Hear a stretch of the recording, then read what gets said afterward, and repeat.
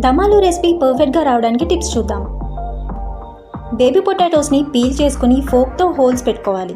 Holes పెట్టకుండా fry చేస్తే ఆయిల్లో పొటాటోస్ పేలిపోయే ఛాన్స్ ఉంది. అందుకనే హోల్స్ ఖచ్చితంగా పెట్టుకోవాలి. మసాలాలు వేసుకునే ముందు స్టవ్ని లో హీట్లో పెట్టుకుంటే మాడిపోకుండా ఉంటాయి. ఒకవేళ డ్రైగా అనిపిస్తే వాటర్ పోసుకొని ఉడికించుకోవాలి. పెరుగు విస్క్ చేసుకుని తీసుకుంటే క్రీమీగా ఉంటుంది. అలానే పెరుగు వేసుకున్నాక కూడా ఒక 2 మినిట్స్ కంటిన్యూస్గా కలుపుతూనే ఉండాలి, లేదంటే పెరుగు విరిగిపోతుంది.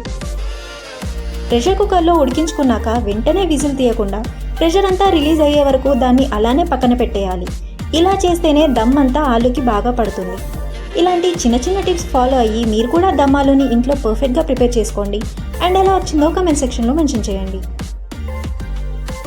ఫుల్ రెసిపీ లింక్ డిస్క్రిప్షన్ బాక్స్లో పోస్ట్ చేశాను, చూసేయండి. అలానే మరిన్ని సింపుల్ అండ్ డెలిషియస్ రెసిపీస్ కోసం ఛానల్ని సబ్స్క్రైబ్ చేసుకోండి.